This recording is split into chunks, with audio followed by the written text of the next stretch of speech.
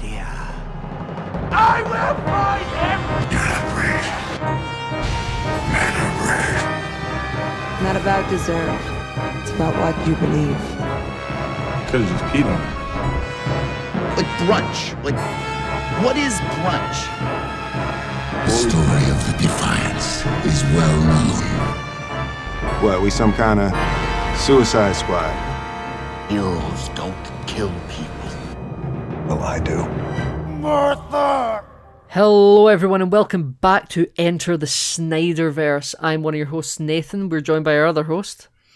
I'm Kyle. What's my joke for this episode? I'm John Cena. Da da da da. Da da da da. Remember those memes? I remember those memes. I can't top that, frankly. I have no joke this week because I take liberty seriously. This week, Kyle, we're here to talk about the 2022 first season and currently only season of Peacemaker. Yes, our only TV show in this podcast. Exactly. Well, so far. I mean, we could get into The Flash because Ezra Miller Flash shows up in that show at one point, but let's not. Let's not enter the Arrowverse. Let's not enter the Arrowverse. That would be a couple of years of our lives. Yeah, gone there. that's a black hole. We might need to come back. If we wrap the show up, though, at some point, we will need to come back to do the Penguin, because it's in the Batman universe, which is our next episode, you know? Oh, yeah. And of course, Joker 2, Filet Do.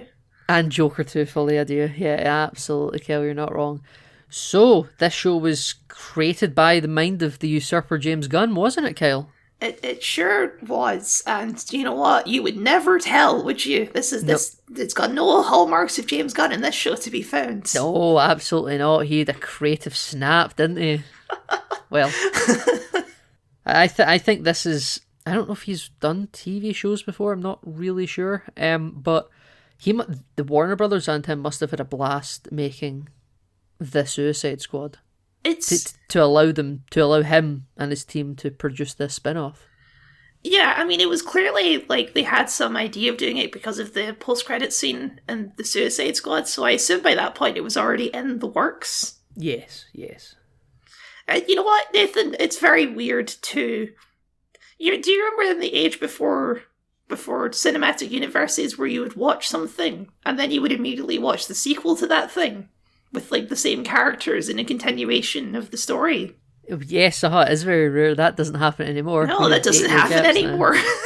Yeah. Takes like 5 years for you to check in with the same characters. Whereas for this, we're right on to it. It's like a year break. This really was a true continuation.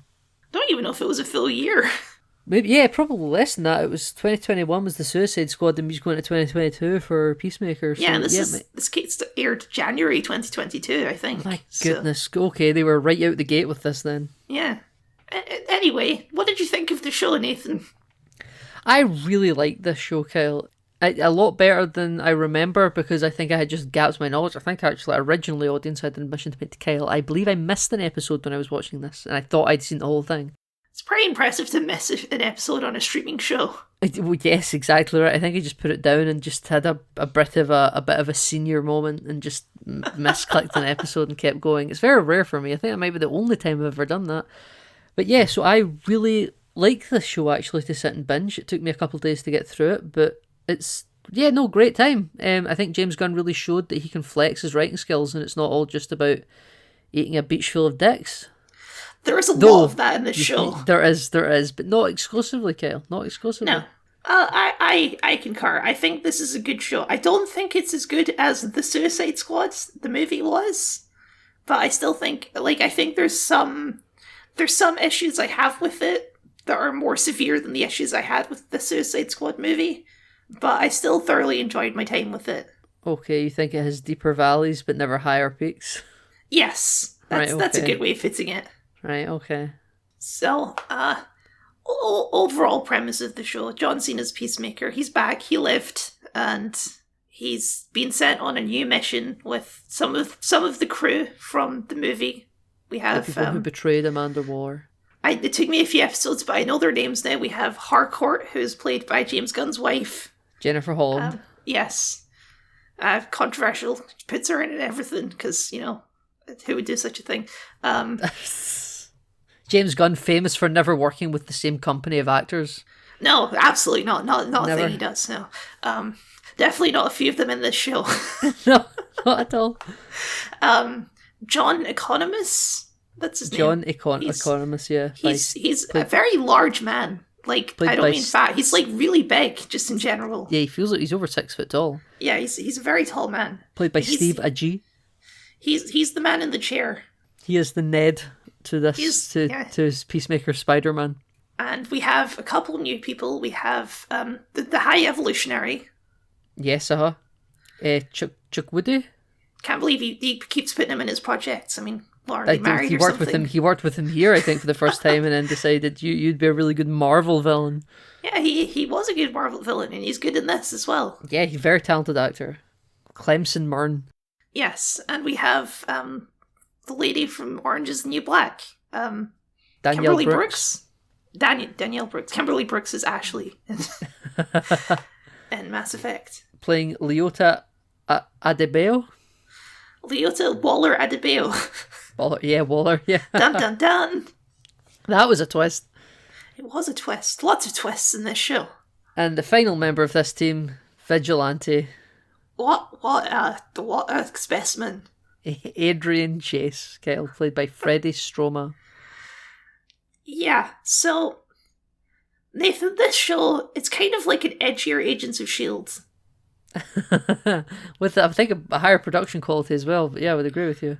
It's got a slight, I wouldn't say a majorly higher budget than Agents of S.H.I.E.L.D., but it definitely has a higher budget than Agents of S.H.I.E.L.D. Yeah, absolutely, and because this is putting out shorter seasons, it can condense that budget. Yes, that's true. But you know, we've got a squad of misfits who have to solve a big interplanetary mystery. Yes, we do. There's a conspiracy afoot, Kyle, from There is a Star Trek conspiracy Next afoot. Generation Season 1. Is it weird that we've had 2 body snatcher situations in a row? Well, I wouldn't say it's weird. I do mention it in my notes later on that this is exactly how Starro took over people. Yes. But that was never a conspiracy because Starro could never hide the fact he had corrupted someone. Well, yeah. It's more, This of, a, is that's like more a- of an army of minions. Yeah, this is like enemies in our midst shit, you know? Which I think I quite like it, you know? I quite enjoy the conspiracy angle of who around I'm us is ambivalent compromised. on that kind of thing because there's some tropes that you know are always going to happen. Like it's going to turn out that one of them is a butterfly, which that happens. The body snatchers are called butterflies, by the way. Yes, Because they're little like blue butterfly-looking aliens, and they come in little spaceships. It's quite When funny. they land their spaceships later in the show, Kyle, on that grass field, they don't make any effort to hide them. Do you think they were just picked up by like kids? Well, they look like toys, which I think is like part of the joke. Yeah, Peacemaker found one in his bed. Yes. Because Well, he he can found transform one. into an obelisk. Yes. Like Agents of S.H.I.E.L.D., yes. Like his shield has Terrigen mists inside it. Absolutely. I don't know. There's 2 kind of underlining plots in this movie, and the side plot I found much more In this compelling show. than the main plot in the show. Sure, it's like one big movie, you know. Actually, no, That's I want serialized storytelling. it's serialized storytelling, but it does feel like a show where like something happens in every episode, which isn't something you should have to comment on, but usually it is for these superhero shows. Yeah, you see no filler, There is no filler. which I'm hate very that happy word. with. I want to retire that word. I have a whole like diatribe on what filler means these days, but whatever. That's besides the point. I believe you have mentioned it before. I just find filler to be when we're wasting time and I don't care about what we're doing. Let's stay focused. I think this is a very focused show. Yeah, sure. I'll agree with that. But I think like the character stuff in this show works a lot better for me than the overarching stop the butterflies plot does.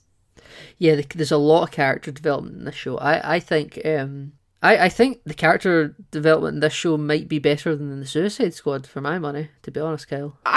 Yes, I would think on that part, I would agree. I think the show made me care about Peacemaker, which I wasn't expecting after he killed Rick Flag. But Yeah. I still think that early on in the show, they do kind of do a very big pivot on Peacemaker, sort of not being the villainous piece of shit that he's portrayed as maybe being at the end of the Suicide Squad. see, I think they make that work though, because like killing Rick Flag is the start of his arc. That's when he realizes he's gone too far, and they flash back to that scene of him. They flash back to it a lot, and there's a scene where Peacemaker is like breaking down and crying on his bed about what a piece of shit he is for killing Rick Flag. So I think like the show makes that a part of the story, is that is the changing point for this new version of Peacemaker. That's the start of his journey for this entire season. Yes. Right, okay, I can agree with that. And we delve a lot more into Peacemaker's backstory, obviously, with his dad, who is a character. Certainly a character. Certainly a member of the human race, Kyle. I mean, yeah, sure is. You know what? There's something so weird about, like, because I've watched so many comic book movies at this point, having a villain who's so, like, blunt and such, like, a real villain, not, like, real because he's just, like, a flying Iron Man suit, but just, like, a real prick is what he is, just a racist asshole. Yeah, like, there's nothing sugar-coated about his motivations. No. He's honest. He's blunt and he's honest and he's just a prick, yeah. He is just in a very real way, and not like a comic book movie way. Yes, absolutely. Even if he's one of the most comic book suits ever committed to screen. Yes. He looks like a Daredevil villain. But I also said that when he's flying around, he looks like he belongs in the Power Rangers. Yes. And the show doesn't really delve into where all this stuff came from. No, like it very much goes into we're in a wider universe here, you know. He has a pocket dimension in his house full of super advanced technology, and the show's just like, yeah, that's what he has. Not only is he a racist, he's like a super engineer that can make Peacemaker all his gear, even though he hates his son. He's a racist. He's a dangerous racist. He's a dangerous racist, yes, absolutely. Well, Kyle, do you want to maybe not take this exactly episode by episode specifically, but do you want to kind of try and move through this in some sort of linear fashion? I mean, we can try. We can try. So this show starts with a previously on the DCEU, where we just get Suicide Squad recap to us. Yeah, well, I mean, fair enough. Yeah, for like, hello, people that have just found this on HBO Max. Here's where they were doing this show from. I mean, one of the first things that we have to point out is we see John Cena's bum. So, that's nice. We do see his bum. James Gunn. John Cena is very comfortable walking around naked, as we learned at the Oscars recently. I really appreciate, and it comes through a lot in this show, John Cena's willingness to be the butt of the joke. Because there's a lot of, no pun intended. I mean, no pun intended, but there's a lot of, like, leading Hollywood men who are like, no, my image, I will never be the butt of the joke. I am the sarcastic, cool one who makes the jokes. I'm not, like... It's alright, Kel, you can say his name. Vin Diesel. I mean, I was also thinking about The Rock, but yeah, there's a few Hollywood people like that. So I was thinking both of them, right? Because famously, Fast and the Furious is where, like, they say, like, how many punches each actor can take and no one can lose the fight. But there is a film called Central Intelligence where The Rock superimposes his face on, like, a fat kid for him when he's in high school, and he gets thrown into, like, the gym hall of the high school naked. That's pre super famous The Rock, though. It's after Fast and the Furious The Rock, though. Yeah, but early not like modern day Fast and Furious The Rock. Early Fast and the Furious The Rock can lose still.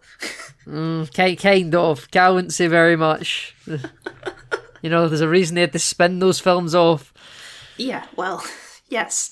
That's also partly because of whatever went on between Vin Diesel and The Rock. But and you know what? We love John Cena for being a positive wrestler that's made the transition to stardom. So absolutely. As is Dave Bautista, but he is not a leading man. I think John Cena is very quickly becoming a leading man. Yes. What was the last project that Bautista led? Stuber? That Zack Snyder film where they go to Las Vegas. Army of the Dead. Yes. He was the lead in that, right? He was one of the leads in that, yes, he was. You're right, actually. That no one remembers that. Another Netflix property Zack Snyder rode into the ground. But no, John Cena, he's really good. He's not the strongest actor I've ever seen, but he can bring it when it counts. Yeah, he's used very well. Yes. I think I buy every moment, though, even the emotional beats of this show. Oh, yeah, that's what I mean. Yeah, like, I don't think his performance is going to win any Oscars, but I never feel like that's John Cena. I always feel like that's Christopher What's his name? Smith. Christopher Smith. Yes. Yes. Christopher Smith, the Peacemaker. The Peacemaker, exactly. I will say, I don't think he wears the silly helmet enough in this show. No, he does not. He absolutely does. But that's because the face sells the money, baby. It gets the show moving. I know. But the helmet is such a pivotal part of the look, you know? Yes, it is. There's sometimes like, you know, he wears it just because they're about to be in a situation where he's going to get it blown off and needs to take it off, so he doesn't need to wear it in the fight scene. Yeah. Is this our first R-rated thing, or was the Suicide Squad R-rated as well? Suicide Squad was R, yeah. This is definitely our first boobs in Zack the Snyder's DCEU. Justice League was R as well, I believe. Okay. But yeah, this is our first nudity in the DCEU. Yeah, first DCEU nudity, probably only DCEU nudity as well. Yeah, probably. Yeah. So that's something, because that happens in this first episode as well. Happens in this first episode. He gets told to fuck off by Harcourt because he goes to pester her in a bar. Yes, they have a shot where it's through Peacemaker's eyes, and he's attracted to Harcourt. Yeah. And there's a shot where she's in like slow motion, and it's like, and James Gunn is the director. It's like, wow, James Gunn, I know your wife is hot. I can see that. Congratulations. Yes, very well.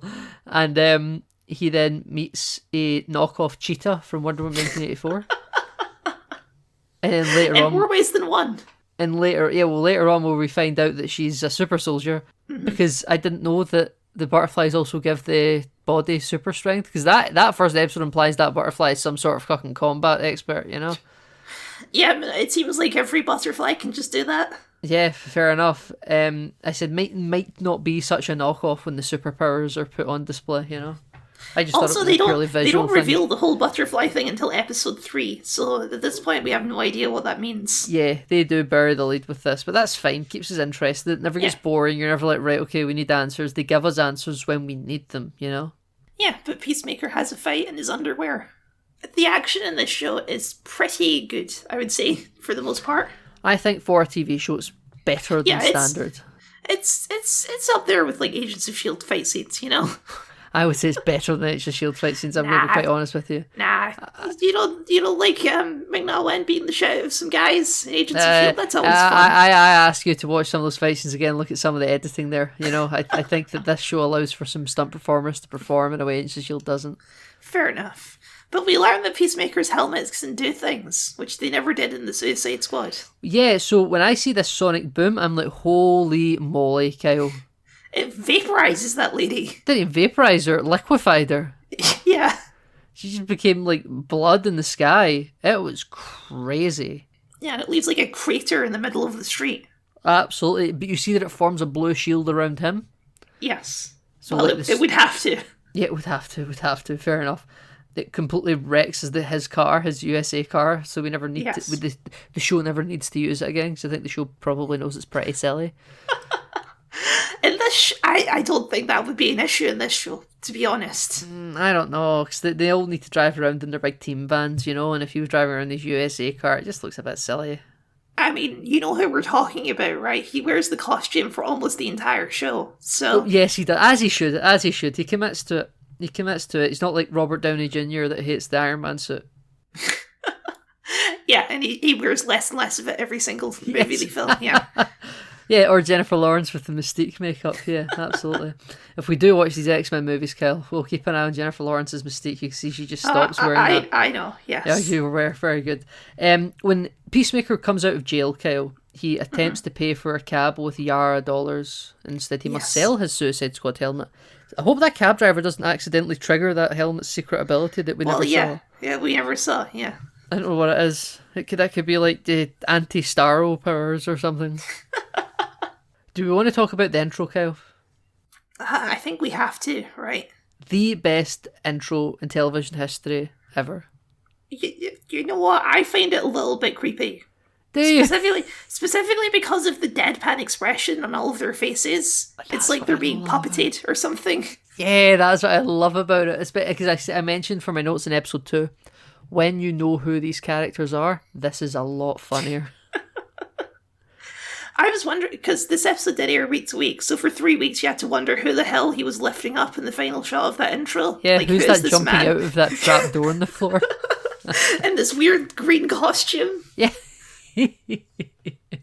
Absolutely, absolutely.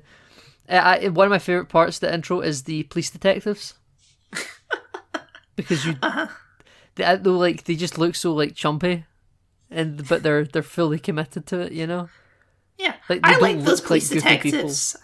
I was sad when they died. They had like, if this was a police procedural, they would have like 10 seasons with a will they won't they thing going on, you know? Yeah, absolutely.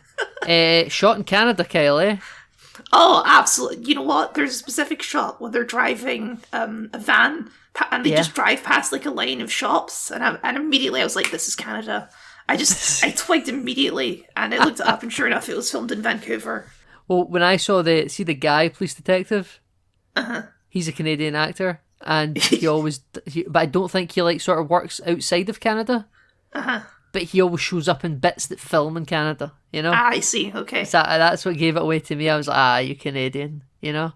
I don't know if it's for family reasons. He used to do more, like, 20 years ago, but now he just seems to just show up in bits in Canada. Yeah, no, the town they're in, I think, is made up, right? It's like Evergreen or something like that. Who knows? It's something like that. It's like a made up small town, but it just has, just in the architecture and the way things are, like, everything's like nice and clean. It's just, it's got such Canadian vibes to it. I can drive in any direction for 10 minutes and I'll find you a place that looks exactly like that. Small American town vibes, is that what you're saying? No, small Canadian town vibes, very specifically. Yes, but it's supposed to evoke some sort of small American town, surely. That's why they're pretending it's set in America. Yeah, I guess so. I mean, obviously, like, Peacemaker's trailer is very America. Very. Do you have trailer parks in Canada, Kyle? I'm sure we do. I wouldn't say like that I've seen, but I don't generally go to those parts of town, so... Yes, us, you wouldn't know. Fair enough, fair enough. We're introduced to who I would consider, like, the sort of audience insert, which is, Leota. Yes, we are. Yes, Daniel Brooks' character, absolutely. Yeah. I think it's fair to say she's, like, the audience. She's the most normal one on the group. Yeah, she moved here with her wife. I don't know why she brought her wife, but she isn't particularly trained for this, so why wouldn't she, I guess? But you would have thought... It's hard to say if she's... I mean, the reveal of the first episode is that she's Amanda Waller's daughter. Yeah, which... you would have thought Waller would have trained her a little bit better. Well, she definitely is trained, because she can, like, shoot people and she knows all the stuff. But maybe briefed in not bringing your close loved ones to dangerous operational theatres. Yeah, she brings her wife and her 3 dogs. I thought it was just 2 dogs. I think it's 3. I think there's 3 dogs. Okay, well, I've clearly missed them. But yeah, so they're in, the whole team and Leota and her wife are staying in this motel. Quite a fancy motel, for motel standards anyway. I mean, yeah, sure. By motel it's fancy standards. For a motel, yeah. Fancy for a motel, exactly. It's not just like a room with a window and a bed and television, you know? It's multiple rooms with a window and a bed. Yeah, it's like an apartment. It's a motel designed for long-term stay, you know? For long-term stakeout scale for government operations. That's what this whole town exists for. Mm-hmm. Something I do have in my notes here, Kyle, is that I found it very strange that all of this is happening in Peacemaker's hometown. Well... Is that why he was recruited? Because that's not really the reason that's given later on, you know? And it must be, right, because Amanda Waller must have known that, like, hey, the cow, as they call it, must be somewhere local to this... And Peacemaker lives here, I have an opportunity here. That's my assumption of how this happens. Because later on, when they plant the diary, you're right, Kale, we're not going to do this in linear order. They talk about how they're trying to lone shooter him, like they're preparing to like frame him because he fits the psyche val of like just a crazy gunman. Yes.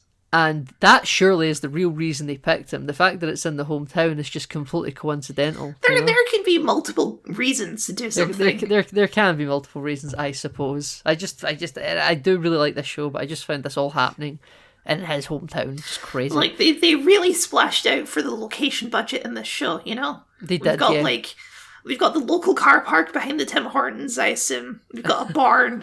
We've got, like, a local warehouse and a local apartment building. It's really, like, they really splashed out here. You know what, though? This is all better than shooting stuff on a soundstage. I appreciate the right. Yes, I agree. Places. You know? I like that John Cena was running around in a silly costume in real life, out in the woods. It's very Shazam, isn't it? Absolutely. Bit edgier. This is in the same universe as Shazam, Kale. How does that make you feel? I mean, it doesn't make any sense. Can you imagine John Cena interacting with Shazam How would that go? I actually think that'd be pretty funny.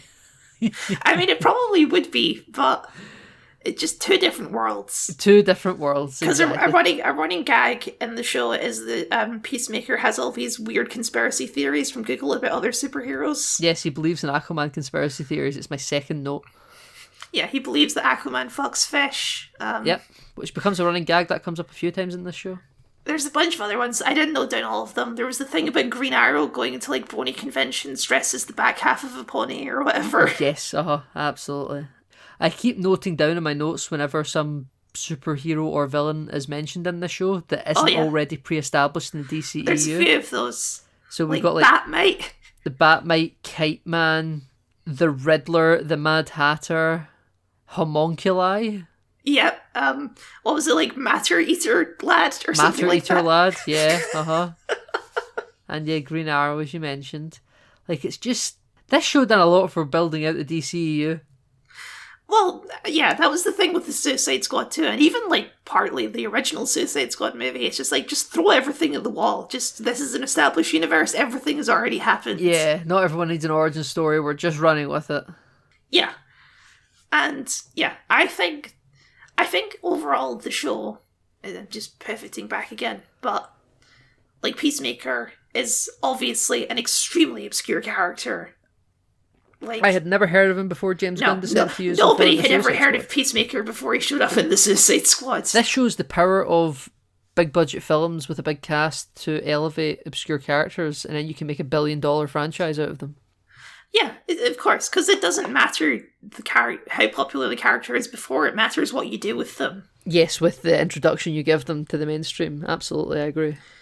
Yeah, and I think like the Suicide Squad did a good job of taking all of these characters, and we talked about how there's like a through line of like they're victims of circumstance, and this show kind of expands that to Peacemaker as well, because he didn't really get that in that movie, because he was like a villain in that movie. Yes, absolutely, yeah.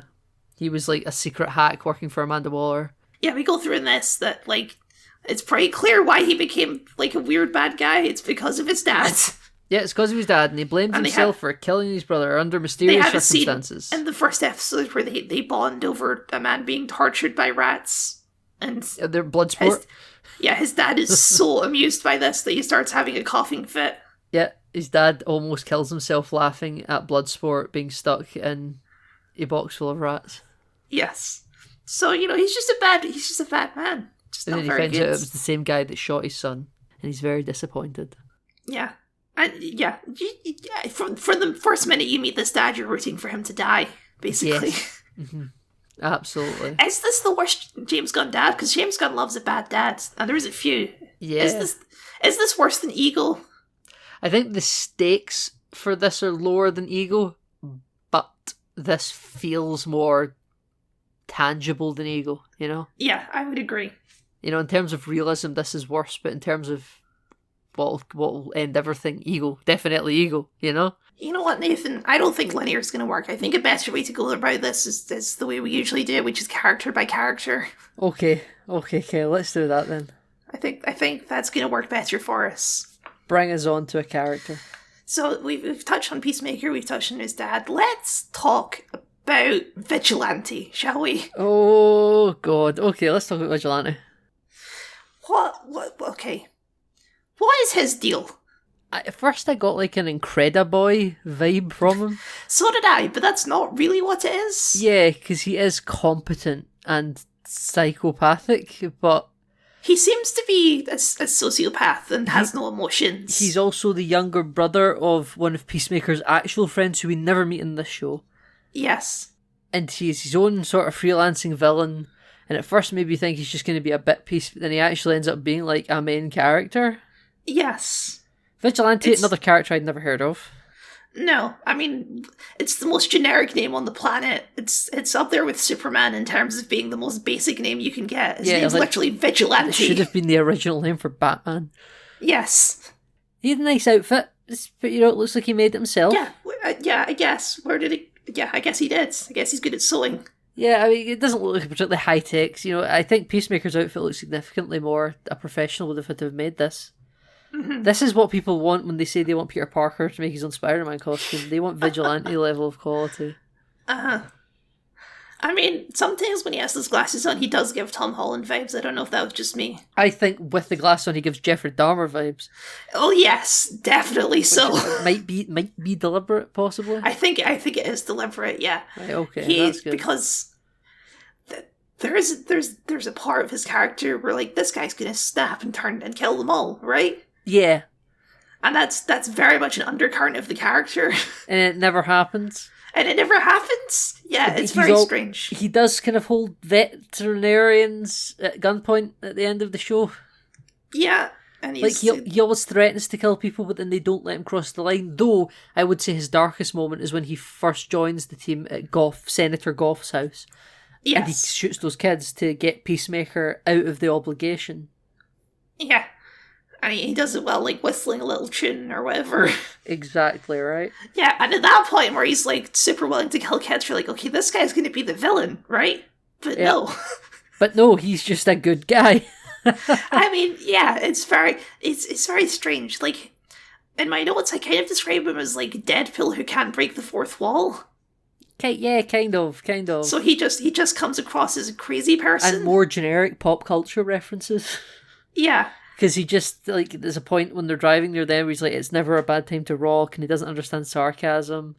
He's a very strange egg, so he is. Very, very weird, yes.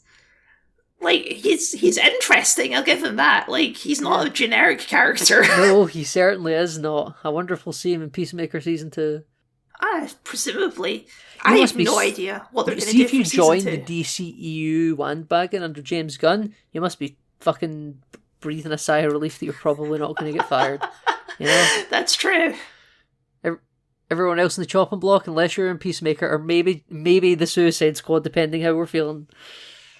Yeah, Season 2 is going to be interesting, because I feel like this show, jumping ahead a bit, the end of the season feels like this is a one and done show, and like maybe we can have another season, but this is the end of this story.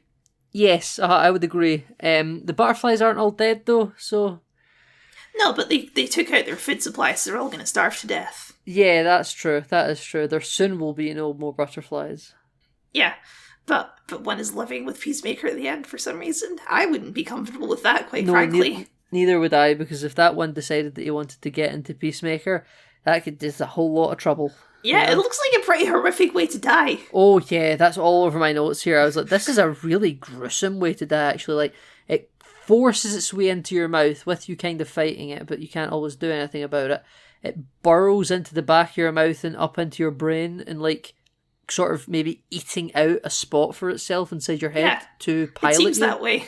Yeah. Yeah, it's really horrific, as a matter of fact. Yeah.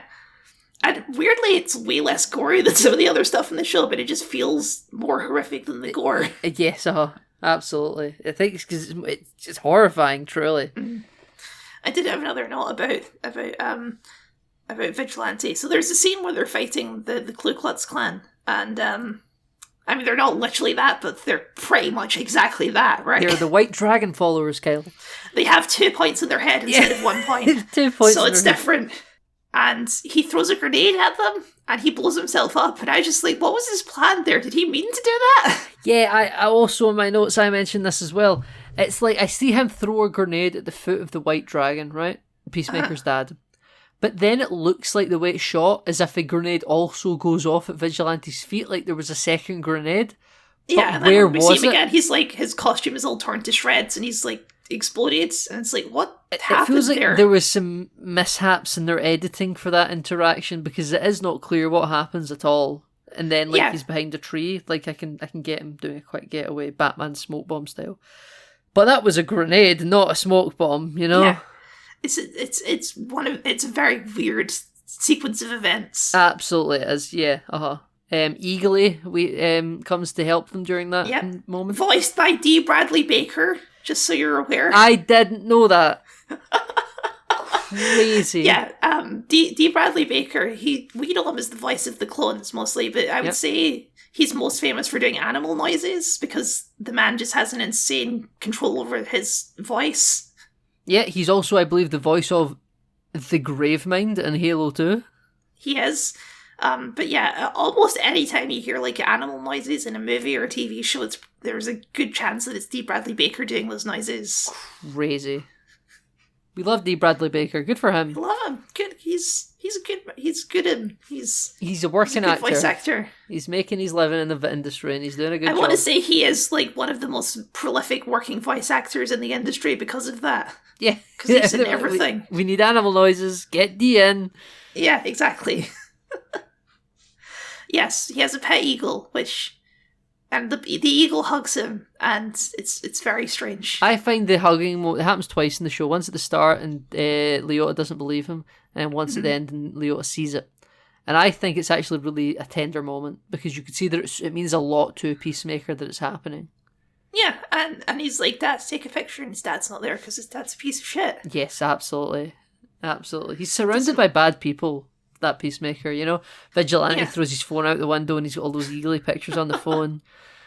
You can only rely on himself to take those selfies, Kyle. That's another Vigilante thing, where whenever a Peacemaker is on the verge of having like an existential crisis and kind of a breakthrough, Vigilante's there like, nah, killing people's fine. Don't worry about it.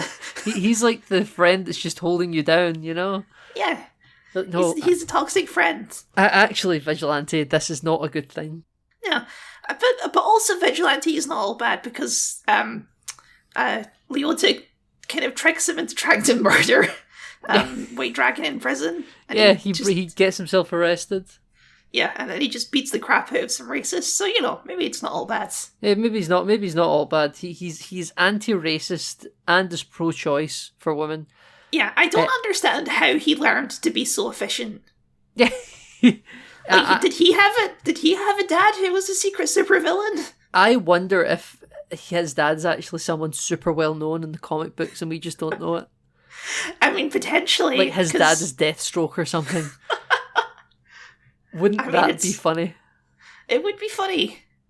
But yeah, like he is on par with Peacemaker and sometimes even superior to Peacemaker in terms of fighting ability. Because Peacemaker freezes and Vigilante just doesn't because he is unhinged. There is no moral confliction in his brain. Yes.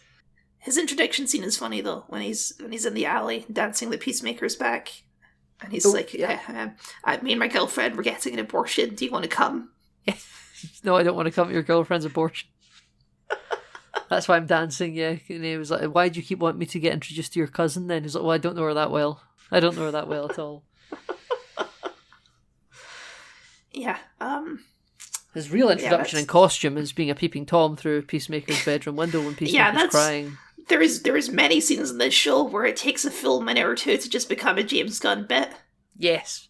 It happens at least once or twice every episode. It does, which is crazy because there's also lots of moments where characters actually have meaningful discussions about how they feel about a thing, and it's actually pretty good writing and acting. Some of them I find quite funny, like when he's bitching at Economist for framing his dad, and he's just listing off tons of characters and people that he could have framed. I thought that was pretty funny. The post-credit scene for that episode is just a larger list of him naming more people. I just think that's funny. Other times with like this one where it's all about like getting your rocks off for being a peeping Tom and you want to see a dick so you can shoot sperm in my face and all that. It's like, okay, I could do with less of this. It's a bit much, isn't it? Yeah. Just like, and yeah, that is the ultimate James Gunn-ness of this. Is a lot of the time the dialogue just evolves into a solid back and forth bit tangent of what was happening. Absolute nonsense. Yeah, you're not wrong at all. Want to move on? Yeah, okay. Let's talk about. I mentioned him there. Let's talk about Economist, shall we? Okay, I think that's probably the shortest segment. Sure. I mean, I like him. I think he has some funny moments. One of the bringovers from Waller's team in the Suicide Squad. Yes. He's perfectly fine, I guess. He has some good moments. I feel in the last episode it got really annoying though because he was just so incompetent. Like it infuriated me. That's the thing. Like I would assume that anyone on Waller's team has at least some combat and espionage training. Surely, right? Waller's a pretty high operating individual. Like she isn't going to surround herself with complete idiots. You know. There is some moments like there's a moment where Judo Master, who we haven't really properly talked about yet, escapes and like beats the shit out of him. and like he's on the floor choking and he needs his inhaler, and that's not like a joke. They kind of it's play not. that straight, which I appreciated. But yeah, the fact that he is like not very competent at the spy stuff is weird. So I have a thing in my notes here in episode 3, right?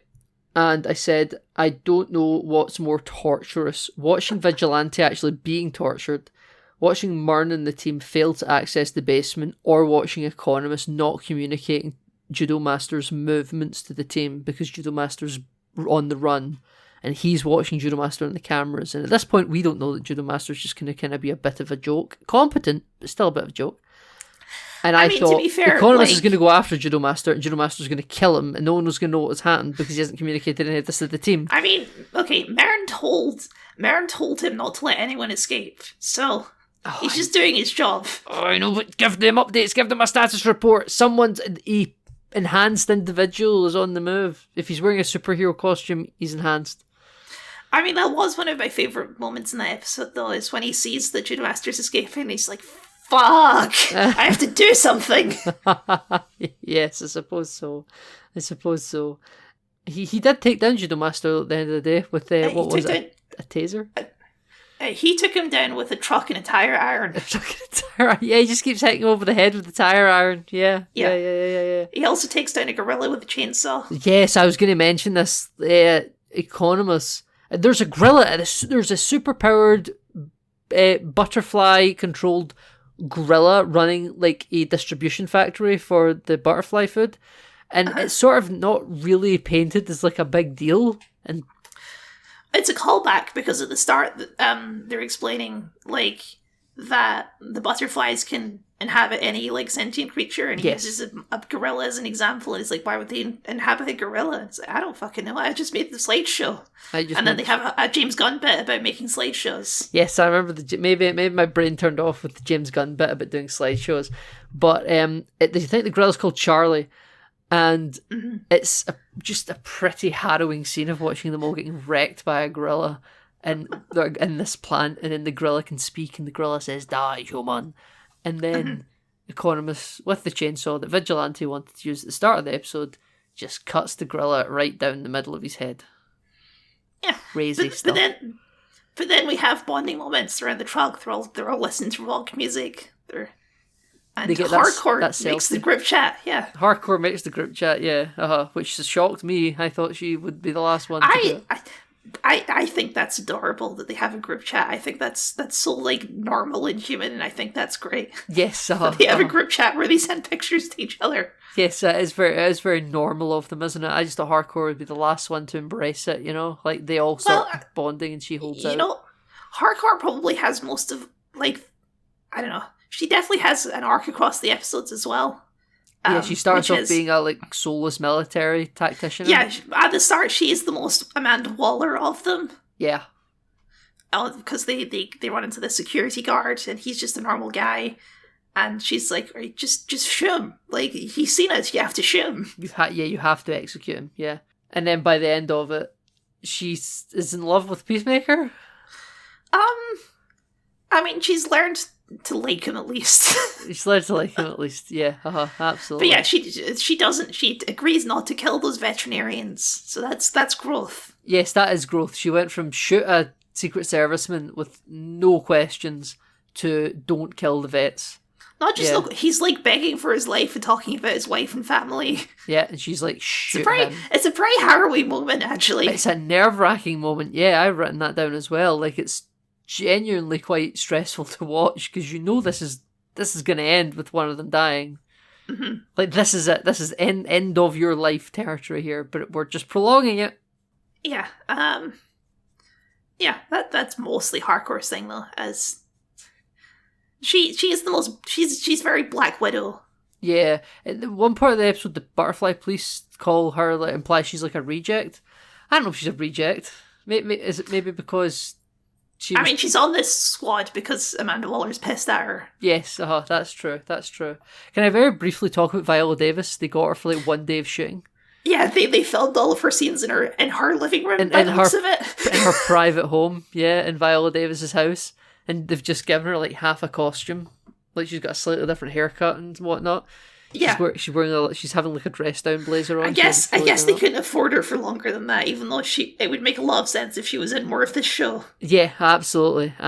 That's kind of what Murn's there for, to be like Amanda Waller's sort of just avatar. Yeah, but at the same time, he's not really. He's quite different to Amanda Waller. Yeah, he is quite. At the start, you think he's going to be pretty cold and ruthless, but then we find out because he's a butterfly. Spoiler alert! He's actually quite nice and chill, and like even though he puts up with a lot of their shit without popping his top, you know. I liked him. I was sad when he died. I was very sad when he died. Yeah, were you sad when Murn died, or were you sad when the butterfly inside him died? When it reaches out its little hands to Harcourt for some final comfort. From final comfort. I do have my notes here, though. I think it was stupid that the butterfly felt the need to express to the police that he wasn't dead. To them, I don't know if maybe it was like impulsive. I don't know how that works. It's like, I'm about to eject myself from this body. Like, I don't have a choice. I need to leave, and this is my like best tactical advantage to try and escape by confusing everyone. Maybe, but they do recognize him. So they do recognize him. Yeah, they use his name, the butterfly names. That I don't think we'll make any effort to repeat because they're I didn't even note it down. Nope, neither did I. Though one thing I would say, Butterfly Goff, right? Mm-hmm. Is Goff the name of the Senator Schumann that was infiltrated? Yes, it is. They just keep calling it Goff because they don't know its real name. Because they don't know its real name. That must be pretty confusing later on when like Senator Goff is dead, and then this butterfly just keeps getting called Goff, and that's not the name of the human it's inhabiting. You know, no, it's Sophie or whatever. Yeah, it's Sophie. Yeah, I don't know the surname. We should talk about the butterflies because we learned in the last episode that their true motivation is to solve climate change. Yes, this is a climate piece story, Kyle, isn't it? This is like Star Trek 4. That's a whaling film. No whales to be found in this show. Yeah. Yeah. So I don't know. How do you feel about that being their motivation?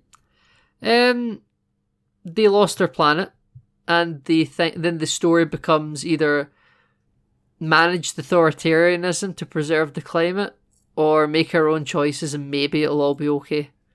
Mm-hmm. But it might not be. It's an interesting conundrum, Kyle. It comes down to how libertarian are you? You know what, Nathan? I feel kind of bad for the cow. The cow was just an innocent creature by the looks of it. The cow wasn't like the alien Queen Xenomorph in Aliens. No, this was just a cow. It was just a piece of cattle that the butterflies are using for their food source. Yeah. So like, I get why it had to die, but it's just an animal. I mean, the Justice League would have freed that thing. Yeah, the Justice League would have freed that thing. Barry would have ran around it really quickly. Yeah. Mm-hmm. Instead, and then Peacemaker Superman would have taken it into space to be free again or whatever. And then yes, exactly. Instead, Peacemaker had to say activate human torpedo. And shoot Leota into its stomach. Yeah, I'm pretty sure he assumed she would die doing that, but possibly. Possibly. No one dies in this apart from Murn, Kyle. Everyone makes it out. No, they have like a big action scene where they drop the intro title music in the show, which I'm always a fan of. So I thought it was really horribly mixed actually, because I thought it was louder than the combat. The thing is, it starts off as triumphant, and then they slowly start losing the fight, and then suddenly it takes on a really sinister tone. Yes, when it becomes sinister, it becomes quite good. Yeah, absolutely. Because the music is still playing in this heroic moment, even though Peacemaker or Vigilante's just been shot in the back, and Harcourt gets shot 4 times, I think. Yeah, it's crazy she didn't die. Yeah, well, and also Economist breaks his leg tripping a fence. In a way that I'm not sure makes any sense. That was a pretty severe break for tripping over. Yeah, absolutely it was. I mean, who knows how people hurt themselves, I fell over once and broke my wrist. To be fair, when it happens, he does look at it and go shout, "What the fuck?" So, he acknowledged that it doesn't make any sense that happens. Lots of little bits like that annoy me in that episode where they want to activate the sonic boom and Leota just drops the microphone, the walkie-talkie. Uh-huh. To me, that wasn't funny. It's just annoying. You're adding 5 seconds onto the episode for a played-out joke that I just didn't find it funny. And it's okay, well, let's raise the stakes by having them be a man down, have it be Economos, but have him hurt himself in a stupid way where I already found he'd been painfully incompetent earlier on in this episode anyway. I don't know if I'd say he was painfully incompetent. He did make it. Oh, yeah. He did do the thing. He did do it with a lot of not endearing whinging. And they revealed that he does dye his beard. So, that was He character does growth. dye his beard. That was a running gag in this season of television that he'd maybe dyed his beard. He gets the short end of the stick for being the butt of jokes, that economist. He does. I feel really bad for him, It would have been nice if Myrn had spoken up for him a little bit more because he was the team leader. So who have we not spoke about yet? We haven't spoken much about Leota. I keep saying her first name because I can't remember her second name. Adebayo. Adebayo, yes. I think they call her Ads, I think. I think sometimes they do, yeah. I like her. Yeah, she's good. I think she's good. I think she's charming. I like the drama of her being the daughter of Amanda Waller because the team shit-talk Amanda Waller a lot. Yeah. and Leota just sort of keeps very quiet. Yeah. I also like when Myrn reveals that he's always known she was his daughter. And he's like, yeah, of course I knew. I looked into it. Yeah, like, what, do you think I wouldn't have, like, a question mark working on our team, but it's just not relevant? Like, I understand. Yeah. I thought that was fun. Yeah.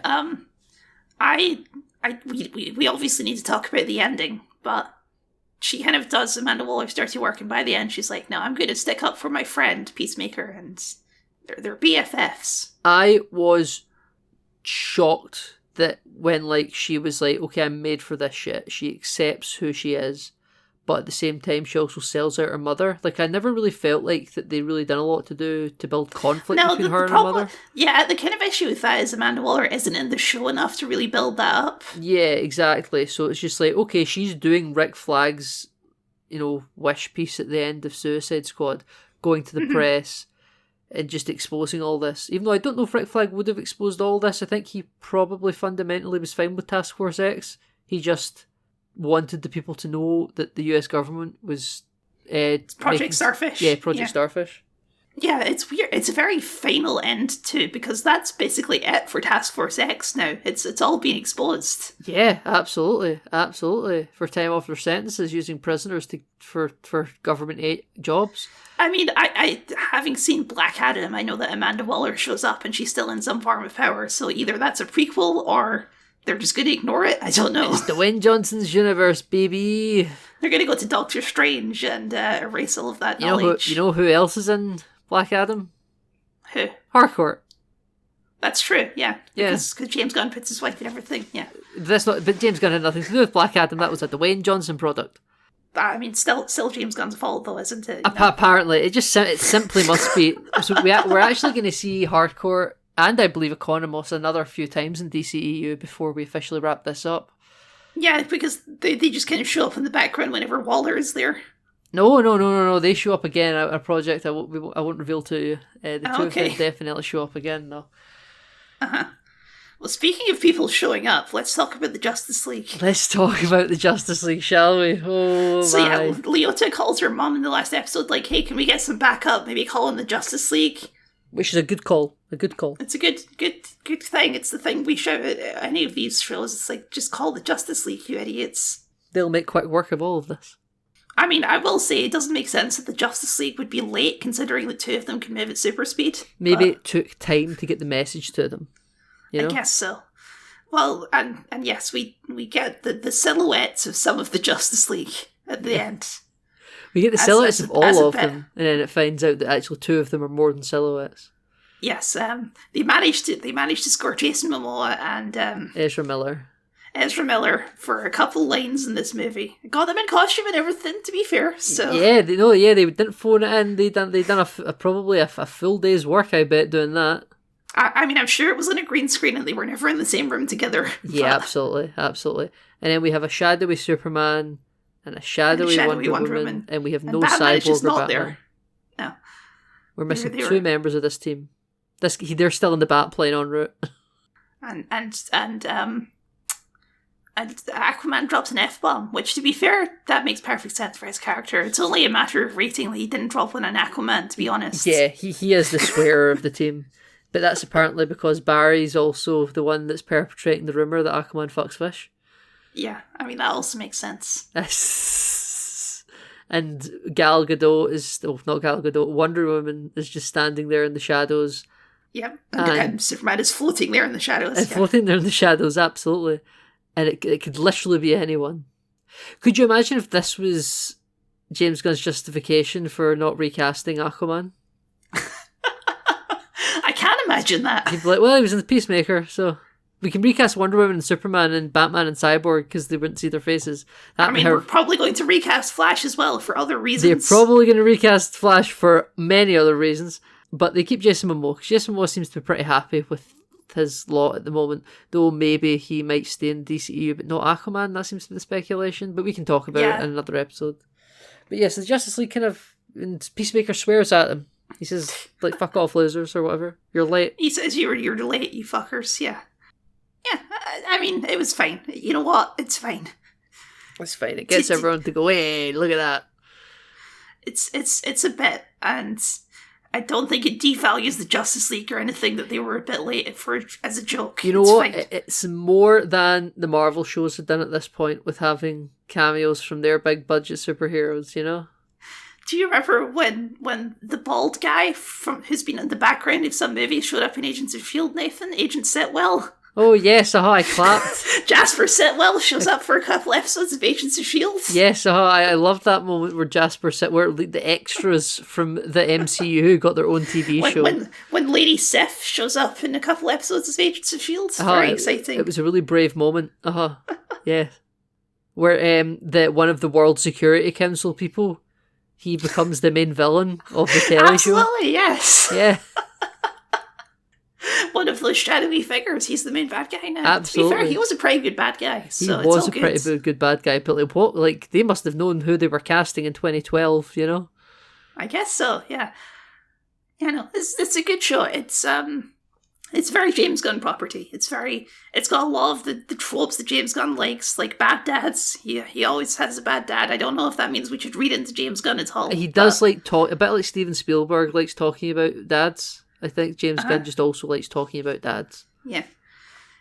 So I assume season 2 will involve Peacemaker becoming a dad. That would be my guess. That would be a step up. I would like to think we would see his relationship actually expand with Harcourt first. Not like a biological dad, like an adoptive dad. Like in a Mandalorian kind of way. Yeah, like a Mandalorian sort of way. There'll be some sort of superhero kid that Peacemaker ends up adopting. Right, okay. Because that's how these things go. Yeah, like Superman's son or something. Oh, he's Pa Kent. Dun dun dun. He takes in the young baby Clark Kent, Kyle, in Superman movies set in like the 2060s. This is madness. That's exactly what's going to happen, Kyle. I'm telling you now. I'm going to veto that. I'm going to say that's probably not what's going to happen. Peacemaker raises baby Superman. Peacemaker actually becomes a superhero at the end, and he decides not to kill people like Batman. Like Batman doesn't kill people. Like how Batman doesn't kill people. I have that in my notes here when he fights with the neighbours. When he fights with his dad's racist. I said clearly Peacemaker or this neighbour aren't aware of Batman's recent turn in Gotham City. Yes. They have a whole conversation. It's like the classic Batman argument of like, he just kills people and his villains get out again, blah, blah, blah, and it's just a repeating cycle. Yeah. But Batman in this universe kills people and has done since the first time he showed up. So, what are you talking about? They just know he brands people, Kyle. He brands people. That's what they know. They don't know he murders. Okay, sure. That's what the public knowledge is, Kyle. That's how this makes sense, okay? Oh, we didn't talk about Ghost Dad. That was like a teaser for the next season, I assume. We did. I wanted to quickly mention, though, Peacemaker has a shield, Kyle. He does, for like one scene. Yeah, did you know, is that a thing? Do you know anything? I'm assuming it's a comic book thing that he has. It's a very silly shield. He has sort of like a Captain America pastiche, so I guess it makes sense that he has a shield. His shield just looks like a big comedy, like role play Knights in Shining Armor shield, though. Yes, it's a bad look, but that's his whole deal, so it's fine. It's fine. Okay, yes, okay, I'll keep going. Haunting Dad. Yeah, so his dad shows up in the last episode as a ghost, and it's like, I'm the reason you kill people, and blah blah. And then they have a James Gunn bit where he pulls out the blow dart inside of a gun because he's killing this ghost stealth without alerting the guards. Yeah, and the ghost taunts him saying, "You were going to reach for your gun." And he's like, no, I wasn't. I was never going to do that. Yeah, it's very James Gunn because he just keeps rambling comedy. That's James Gunn style. And then Harker comes and sees Peacemaker talking to himself, and she doesn't really react to it in any major way. She does ask what's happening. You can see in her face she thinks whatever the fuck's happening is pretty weird. Yeah, but not weird enough to linger on it. And then after the arrow that the blow dart she sees in the tree, she sees it, she looks down, and the helmet's there, Kyle. Yeah, magic stuff. Weird, spooky. But yeah, the last shot of Peacemaker in the show is him sitting on his porch with Eagly, and I assume it's Goff. It has to be, right? It has to be. The butterfly that's there. Yeah. I would crush that fucking thing. There's no trusting that thing. No, put it in a jar. Even if we assume that it is noble, why? Why is it there? Yeah, maybe if it was Marn. Maybe if it was Marn, that would make sense. But if it is supposed to be Goff, that is crazy because he just killed the cow and doomed your entire race. Yeah, absolutely. Goff would probably be wanting to kill Peacemaker. Also sitting on the porch is Ghost Dad. Yeah, but you can see Peacemaker's a little bit weirded out by it. He's like, oh, this is still happening. Yeah, so I assume that's an element for season 2. Dave Filoni stole this idea for Ahsoka when Anakin is still there as a ghost. But at least the last shot isn't just of Peacemaker's dads. Yeah. It's going to be Peacemaker's dad's going to be a bigger part of season 2. Yeah. So we do end on Peacemaker sitting kind of looking a bit creeped out because Ghost Dad is still around. We see everyone go back to their lives, Kyle. We see Leota go and see her wife with the dogs. They're all reunited. Economos goes back to Belgrave prison and sits in his little office, but he has a picture. And he smiles wistfully at the picture of his friends. He's like, this is the best time of my life. I hate my job now. And then we see Harcourt in the hospital with Peacemaker sitting next to her. And she cries. We also see her. We see her doing learning to walk again type stuff. Oh yeah, we do go through physiotherapy. Yeah. Yeah. So that's good. Everyone's gonna be fine, Kyle. Yeah, they all seem to have gone their separate ways, so I don't know how the team's coming back for season 2, but I guess we'll figure it out. They have a group chat. They do have a group chat, that's true. They do have a group chat. This will be fine. Amanda Waller is going to be on the... She's going to put a chip in all their heads. John Cena. Chris still has the bomb in his head. He sure does. Yes. That's a Chekhov's bomb if ever I saw one. Yeah. We didn't really talk much about the soundtrack. This has a lot of good music in it. So much good. It's like James Gunn for Guardians of the Galaxy likes to have a distinct soundtrack for every film. Mm-hmm. He has a distinct vibe for this entire show, and it's all 80s hair metal and glam rock. Yes. And they have lots of discussions about glam rock and hair metal. I know half of these songs. Because I know a lot. I also know quite a bit of 80s glam rock and all that. And it's all great, Kyle. All fantastic. I've actually been listening to the Peacemaker soundtrack because of this when I'm going to work and I'm doing bits and I'm going places. I'm sitting in the train. And I've had a blast, Kyle, listening to things like Love Bomb, Absolutely. What was this line? It's back when men weren't afraid to be women or something like that. Men weren't afraid to be women, exactly. Then the biggest song they probably get for this show, I would need to say, is Motley Crue's Home Sweet Home, which is it's still 80s, late 80s hair metal, but it's Home Sweet Home is probably the biggest song that they got for this show. It's just such a powerful ballad piece, and John Cena plays it on the piano, Kyle, at the end of the second to last episode. And in the next episode, we finally find out what happens to his brother. They actually played the song in its entirety, and it's his brother that introduced him to this kind of music. And then does the horns. He says, "Is that not for the devil?" He says, "No, it's for rocking out, man." Tremendous music in this show, Kyle. Absolutely, I love a show with a good audio design. A good direction for its character. I did want to point out. I just noticed this morning while I was listening to music for another thing that I'm doing. Yeah. Do you want to know who did the actual score for this? Not the diegetic music? The non just the score. Yeah. Who did it? It was Kevin Kiner who does the score for all of the Star Wars animated shows. No way. That's crazy. So many connections. So everything comes back to Star Wars because everyone has been in Star Wars now. Well, everyone's been in Marvel. Less everyone has been in Star Wars. Yes. Yeah. Well, That's true. That's true. More people have been in Marvel than have been in Star Wars. Although I would love to see John Cena in Star Wars playing a Jedi. Can you imagine? I think that would take me out of it. Oh, you think? Yeah, I think he'd be a good alien. Yeah, sure. Stick him under some makeup or whatever. Yeah, he could be some sort of Sith enforcer. That's fine. I think it's the jawline that takes him out of for John Cena. You just have everything from the eyes up, they'd be fine. Have the rest all clocked and masked up like Darth Malik or something. Yeah, I think the show does a good job with a very strange character because Peacemaker, he's not a very typical hero. He's kind of like a weird bully jock guy. Yeah, he is. Like, he spends a lot of time making fun of people and being a dick. He is a massive prick for a lot of this show. Yeah, apparently also he's probably through his dad. He was a bit racist. A lot of his kill count was in black neighborhoods, and then they were talking about Yeah, there's part of that, and but you know what? He's trying to be more progressive. He is. And there's lots of jokes about that, where it's like, we don't see Arya and Tilly anymore. It's like, that sounds stupid, but I agree to it. Yeah, so I don't understand why we don't say it, but that's fine. That makes sense. Yeah. So you know what? They made it work, and I think the show works. I think it's a good show. Does this change your perception of him thinking about the Suicide Squad? I think it does. I mean, I never hated him in the Suicide Squad in the first place, because yeah, he wasn't awful. He wasn't awful. He has his I'm committed to liberty and justice or whatever, and he's consistent with that across the entire movie. This show is more of a deep dive into the facade.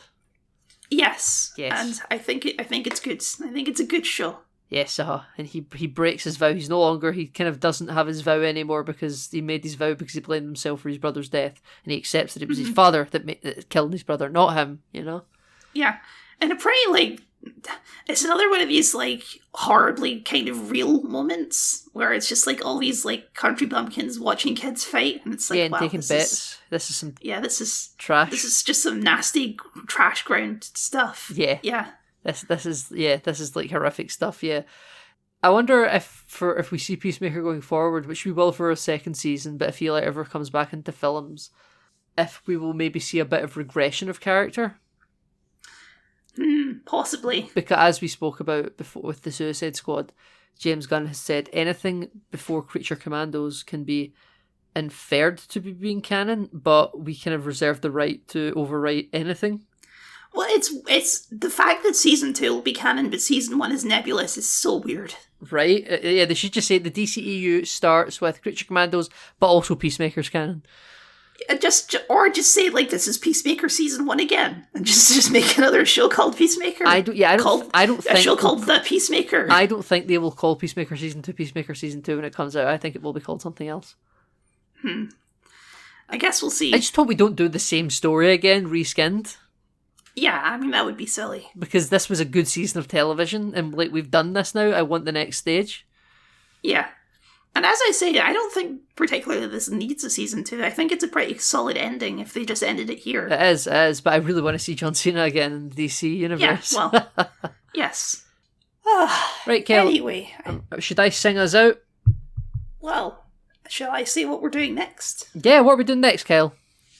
Next, we are taking our second detour from the DCEU proper, arguably a more important one, I don't know, because we are covering Robert Pattinson's The Batman. Matt Reeves is The Batman 2022. Very topical because we're both playing the Batman Arkham games at the moment. Yes, well, I started it and then I'm actually, I've played this too many times before, so I stopped. So you abandoned it. Well, I'm playing them, I'm sure I might. It would be my 7th playthrough. I'm sure we might do some vignettes into the Arkham games speaking about that film. But yeah, probably. So thank you everyone very much for watching. You can join us next week on this show where we will be talking about, as Kyle mentioned, The Batman. As always, you can find me at Nathan Tinney on basically any social media: Hive, Threads, Blue Sky, Mastodon, Twitter, anywhere that you need me to be. Instagram, you'll get me there. Now we're apparently in the Federation verse, where Thread. Oh, the Fediverse. The Fedverse. Very exciting. Yeah, everything on Twitter or anything on Threads can now be seen on Mastodon. It's all very peculiar. I wonder how that's going to play out. Kyle, where can we find you online? People can find me exclusively on YouTube at Kyle the Scott, and I will sometimes post things on Twitter, but I don't use Twitter, so don't worry about it. You come to me for that kind of thing. I also post things on Tumblr, if you want to follow me on Tumblr for whatever reason. Follow Kyle on Tumblr, guys. You heard it. I also run our shows at Enter the DCEU account, so give us a follow over there. We try and interact with people whenever we get any, which is difficult. Just Twitter's a hellscape. It's nice of you to say we when you mean you. Yes, I'm using the royal we. The royal we, Kyle. Thank you all so much for watching, and you can catch us next time.